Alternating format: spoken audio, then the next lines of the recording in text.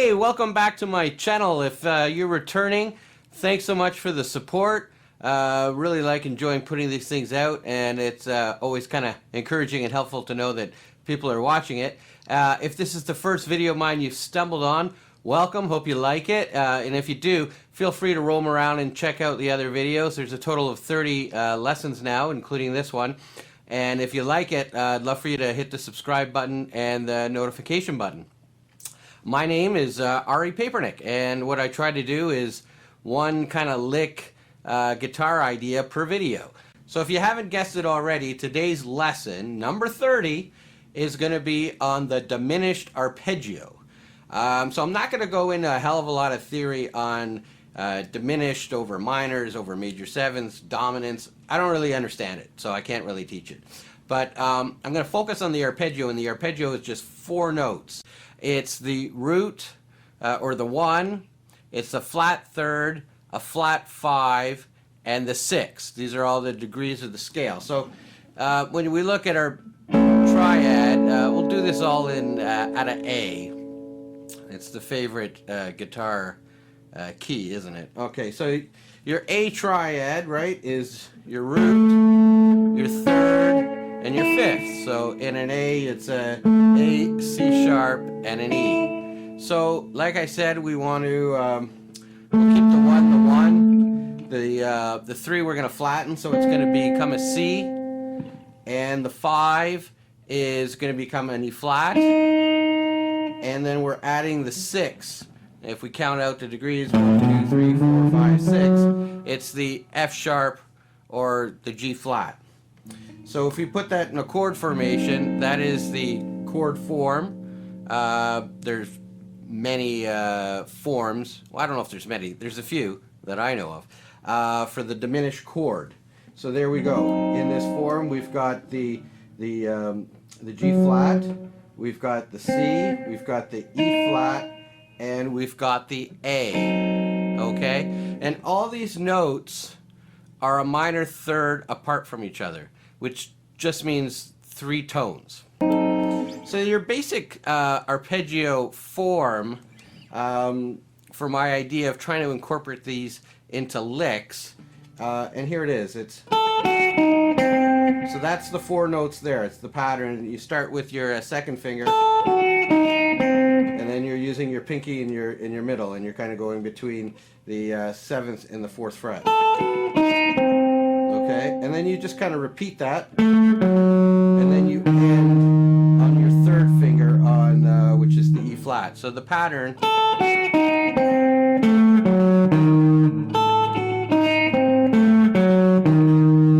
okay, so that is the basic pattern of the arpeggio, and you'll notice it just keeps repeating every time you move up a minor third. So, right, we just move this whole pattern up a minor third, and when I say a minor third, it's it's 3 frets up from your first. So I guess 4 frets. So here's your first note. 1, 2, 3, right? So all 4 fingers, and you get that minor third explanation because in A you get to a minor by flattening that third to your C, right? So A to the C is a minor third.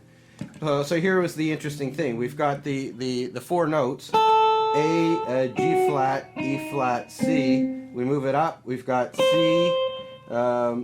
C, and we've got A, we've got G flat, and we've got E flat, right? The same notes. So that's what's interesting about it. It's you just kind of, you can get these kind of,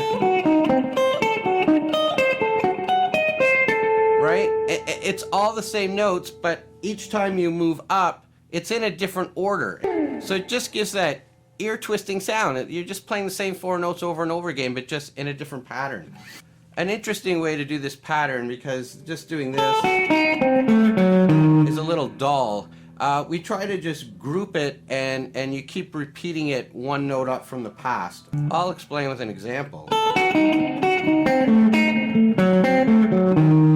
So we're basically just doing this in groups. That's 1, and then we go to the 2nd note, and then we go to the 3rd note, and then we go to the fourth note. Alright, so let's try that again in the group. Alright,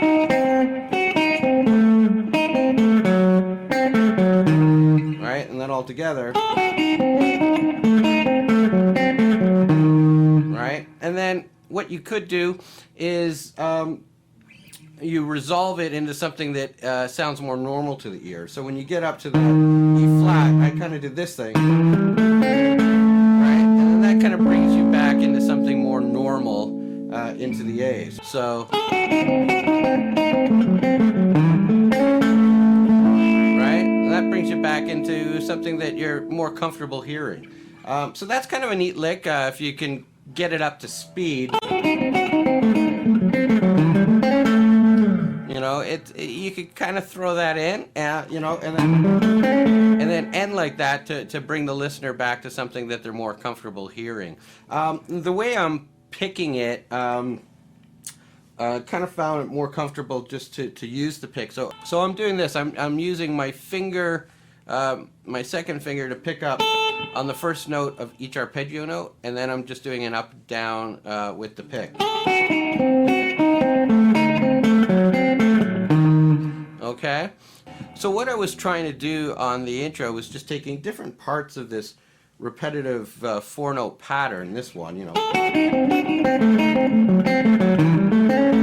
and just taking sections of that and moving it up and down, and then joining it with something that's more traditional. So, you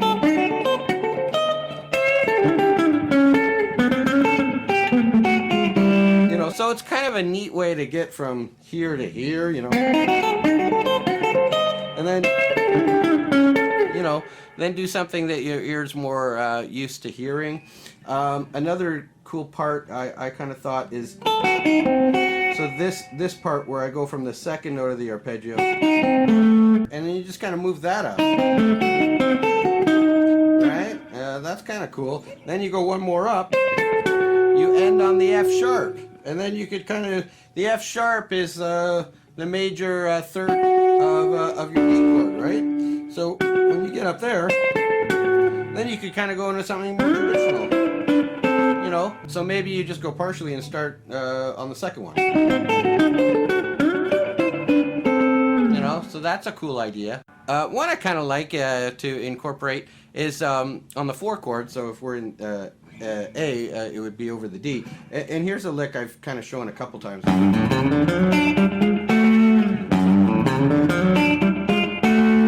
But now we'll just kind of break it up and throw in part of that arpeggio thing.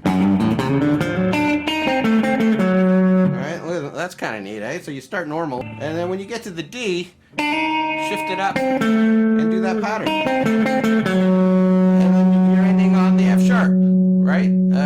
Which is, like we just said, that's the major third of the D chord. There's all sorts of things, you know, you just take parts of this thing and you just kind of move it around, you know. You know, you could go down too. Right? So you may not go all the patterns, but you could just break it up. So you could go, and then look where your hand is. You're right there on that normal area of A, you know. Right? We did this breaking this. So here's an idea too. Take that second note and then the balance of that phrase that we were doing before. So now you got a 4-note phrase. You know, and then just kind of finish it off with the next part of the arpeggio up here. And then something more normal to the ear, but that's kind of neat. And you'd pick it maybe with all your fingers. So I'm kind of going with my third, and then using my first and the pick. If you were using a flat pick, you would use your middle and your ring finger and the flat pick, you know. You know, so that's cool. And it's just, you know, kind of just play around and see what notes you end on, you know. So I'm ending on the A there, you know, so then you could kind of come into something more normal, you know, so there you're ending on a C, so maybe you could do that over something minor, you know, if you had a minor chord, you know, and then when you moved up here, you're ending on your E flat, you know, so I don't know what you'd use that for, but anyway, so mess around with that. It's just 4 notes is the arpeggio, right? In this case, it's A, G flat, D flat, and C, right? And you can transpose that to anything. So it's 1, the flat third, the flat 5, and the 6. And move it around and join it into stuff that you're used to playing. The idea is just taking the listener and twisting their ear a bit. Give them something that's a little off, but it's not out of key. It still works. And then joining it into something that's we're more used to hearing. Anyway, I hope you had fun with that. If you liked the video and it was your first time, I ask you kindly to hit the subscribe button and the bell notification thing. That just sends you an alert when I put out a new video, so you can go check it out. And a big thanks to everybody that has joined me from the posts I've made on Facebook. I'm trying to promote this thing. I'm into a couple months of doing this channel. It's a slow grind getting subscribers. So everybody that's joined, I'm very grateful to. So I'll continue posting short clips of each lesson to the Facebook page and the Instagram. So if you're looking me up on Facebook, I set up a new page just maybe about 3 weeks ago. At Arie Guitar, so it shows my full name, Arie Papernick. But I think if you're trying to find it, the Facebook name would be Arie Guitar. On Facebook, Arie Papernick's just my regular page where, you know, show pictures of my cat. No, I don't have a cat, but you know what I mean. Your regular Facebook page. So Arie Guitar is geared to these lessons, and then my regular Instagram page, I'm basically turning it into something to promote these lessons. So that's just my name, Arie Papernick. And yeah, I'll post them on social media with links to the YouTube channel. Hope to see you guys soon. I'm putting out a video once a week, so I'll see you in a week. Take care. Thanks, guys. Bye.